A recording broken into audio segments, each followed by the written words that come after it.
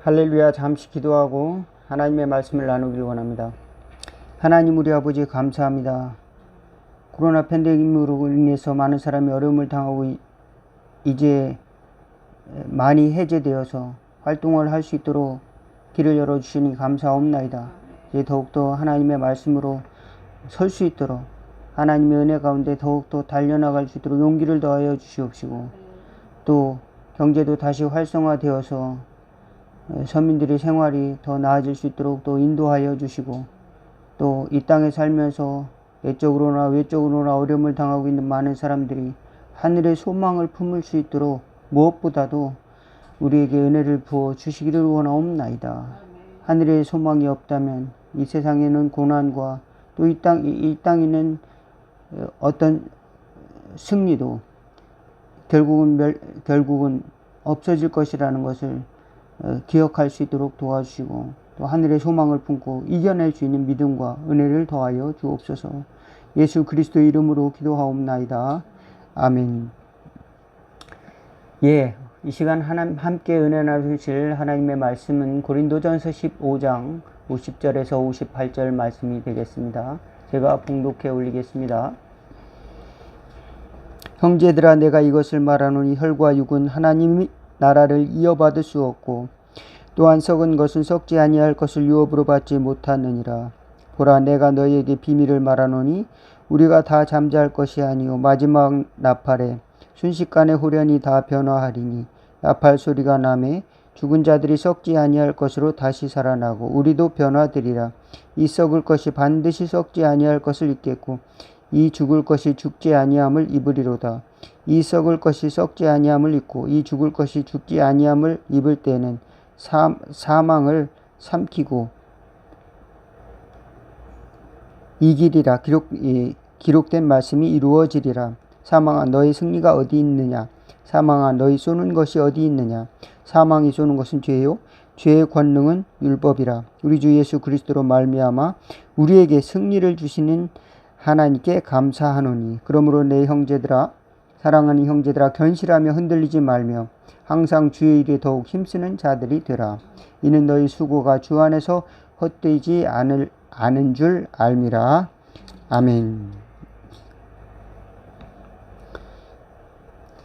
사도 바울은 고린도전서 15장에서 부활의 논쟁에 대하여 아주 상세하게, 이렇게 친절하게 설명을 해주고 있어요. 만약에 부활이라는 것 자체가 없다면 어떨까?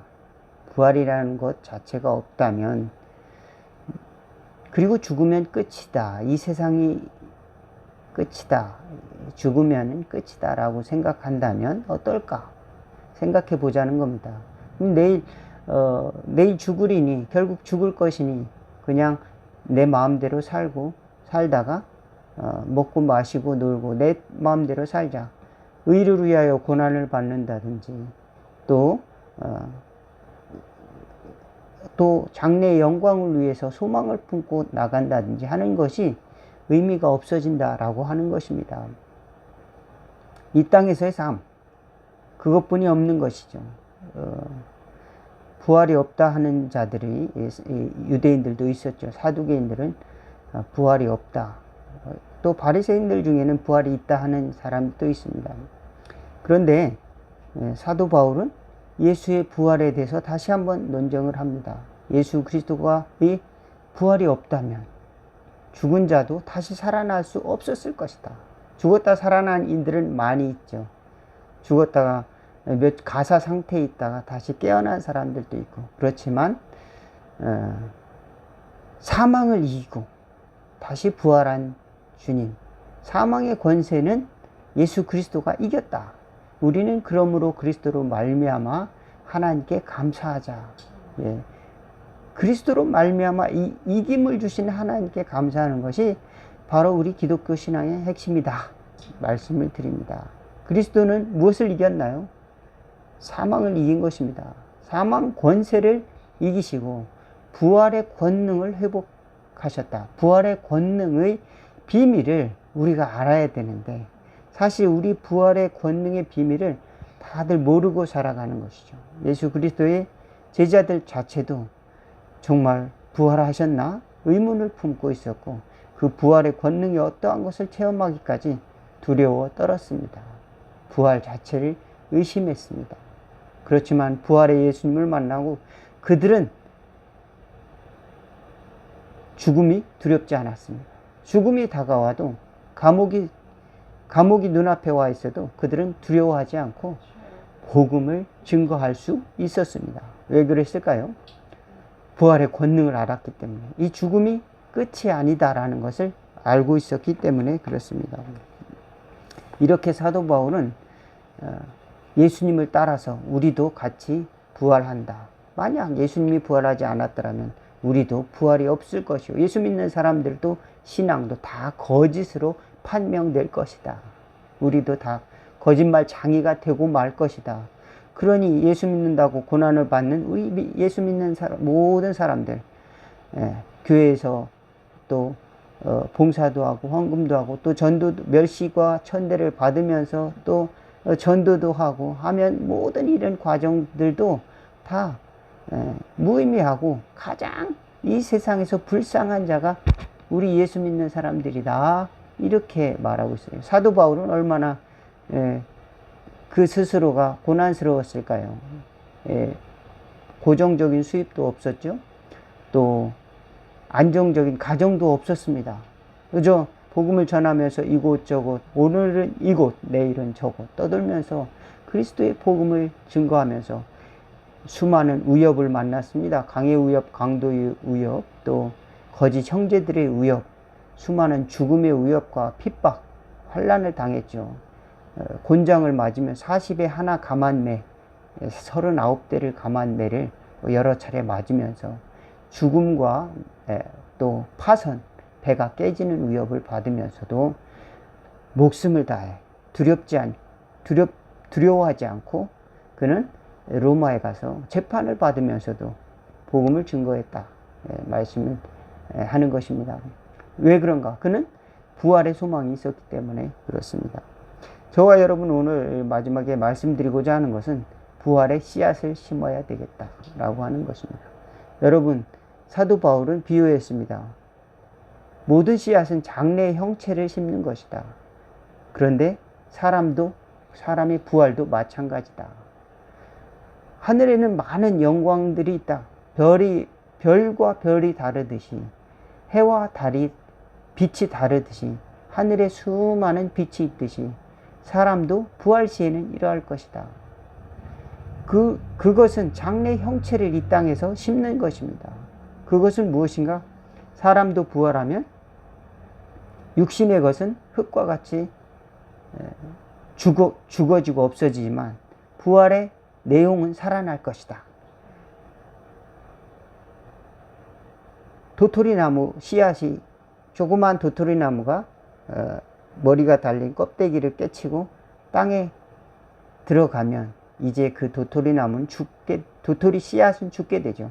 그렇지만 그 도토리나무 씨앗이 갈라지면서 거기서 싹이 나오고 꽃이 피고 이파리가 나오고 꽃이 피고 점점 큰 나무가 됩니다. 그런 것처럼 사람도 이 땅에 살면서 죽게 됩니다. 결국 죽음이죠. 죽음을 향해 가고 있는 것입니다. 너나 나나 할 것 없이. 그렇지만 그 죽음 이후에는 이상한 나무가 하나 생기는 것입니다. 어떤 나무일까요?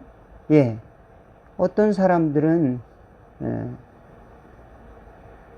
영광스러운 그런 형체로 변할 것이다. 여기 보면은 부활의 때에는 이 땅에서 행한 대로 갚아주리라 그랬습니다. 이 계시록에 보면은 너희가 행한 대로 주님이 갚아주실 것이다. 마지막 날에 상을 주실 것이라는 것입니다. 그러면 이 땅에서의 삶이 헛되지 않죠. 이 땅에서의 눈물이 그저 흘러가는 눈물, 그저 지나가리라가 아니죠. 그것은 반드시 하나님의 갚음이 있는 보석과 같은 것이다. 이 땅에서 기도의 눈물, 또 이 땅에서 하나님의 은혜를 받은 자로서 헌신했던 그 모든 것은 하나님이 상으로 갚아주실 날이 반드시 온다라는 그런 믿음을 가지시기를 주의 이름으로 축원을 드리겠습니다. 아브라함은 그런 믿음의 씨를 심었습니다. 75세에 하나님의 부르심을 받아 믿음의 씨를 심었는데 25년 만에 아들 이삭 한 사람을 씨앗으로 믿음의 씨앗을 받고 그는 하늘의 별과 같이 바다의 모래알 같이 많은 자손을 얻으리라 이런 환상을 또 보여주시고 꿈을 주십니다. 정말로 그가 사는 동안에는 다 이루지 못했어요. 몇몇의 자식을 얻고 뭐 그렇게 살았지만 그 믿음이 한 발자국도 뒤로 물러나지 않고 하나님은 죽은 자도 살리실 걸 믿고 하나님이 내 사랑하는 독자 이삭을 바치라 했을 때도 그는 그 믿음으로 독자를 드립니다. 그리고 그 독자를 드린 그 산에서 하나님께서 성전을 삼아주시는 일이 일어납니다. 모리아 산에서 하나님의 성전이 지어지죠. 그런 것처럼 나중에 하나님께서 약속하신 그 약속을 이루어주기 위해서 우리가 하나님의 씨앗을 심은 곳에 우리는 하나님의 성전으로 가는 길을 하나님께서 우리에게 주신다. 믿으시기를 주의 이름으로 축원을 드리겠습니다. 우리가 하나님께 드린 그 눈물의 씨앗 어떻게 아들을 죽일 수가 있습니까? 하나님 아버지의 마음이죠. 그 눈물을 흘리며 씨를 뿌리러 나가는 자는 기쁨으로 단을 거두리로다. 예, 시편 기자가 말씀하고 있습니다. 예, 그러므로 이 땅에 사는 동안 저와 여러분들이 눈물을 흘리고 또 믿음의 고난의 삶을 산다 할지라도 주님께서는 반드시 부활의 형체가 있다는 사실, 영광스러운 소망의 형체가 있다는 사실을 꼭 믿고 믿음의 씨앗을 꼭 심을 수 있기를 주의 이름으로 축원을 드리겠습니다. 소망을 품고 믿음의 씨앗을 심고 계속 기도하세요. 그리고 고백하세요.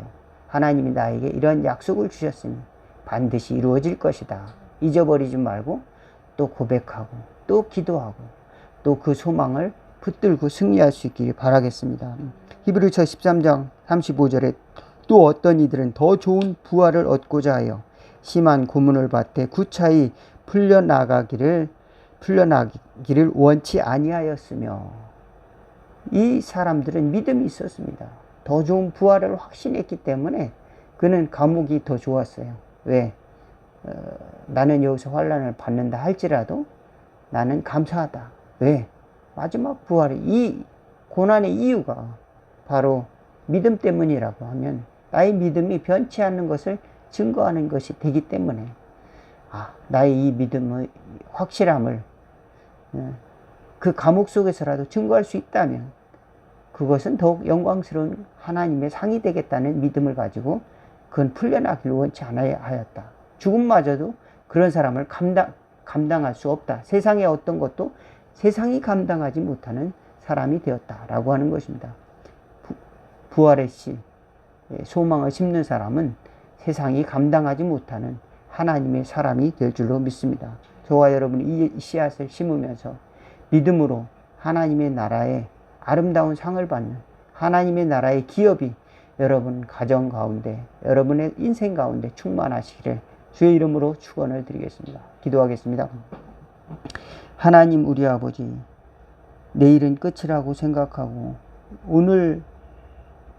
오늘의 삶을 절망으로 받아들이며 살아가는 또 방탕과 또 술 취함으로 살아가는 많은 사람, 또 무지로 살아가는 많은 사람들이 있습니다.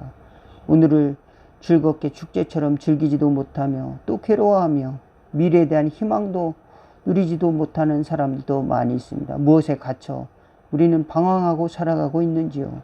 예수 그리스도를 믿고 소망을 품고 하늘나라를 내 것으로 삼으며 하늘나라의 기업을 가지고 또 살아갈 수 있는 모든 성도들 또 우리 이웃들 형제들이 될 수 있도록 인도하여 주옵소서. 눈물로 씨를 뿌리러 나가는 자는 기쁨으로 단을 거두리로다 했습니다. 울며 씨를 뿌리는 자는 기쁨으로 거둔다 하셨사오니 우리 삶이 때로는 고난스러울다 할지라도 반드시 우리를 구원하시는 하나님을 찬양하며 또 하나님께 영광 돌리는 삶을 살아갈 수 있도록 부활의 씨앗을 심는 삶을 살아낼 수 있도록 함께하여 주시옵시고 또 그 부활의 권능에 참여하는 저희들 담대한 믿음을 함께 허락하여 주옵소서. 예수 그리스도의 이름으로 기도하옵나이다. 아멘. 주기도문으로 예배를 마치도록 하겠습니다. 하늘에 계신 우리 아버지여, 이름이 거룩히 여김을 받으시오며 나라가 임하옵시며 뜻이 하늘에서 이룬 것 같이 땅에서도 이루어지리다. 오늘날 우리에게 일용할 양식을 주옵시고 우리가 우리에게 죄진 자를 사하여 준 것 같이 우리 죄를 사하여 주옵시고 우리를 시험에 들게 하지 마옵시고 다만 악에서 구하옵소서. 내게 나라와 권세와 영광이 아버지께 영원히 있사옵나이다. 아멘. 오늘 말씀 여기서 마치겠습니다. 감사합니다.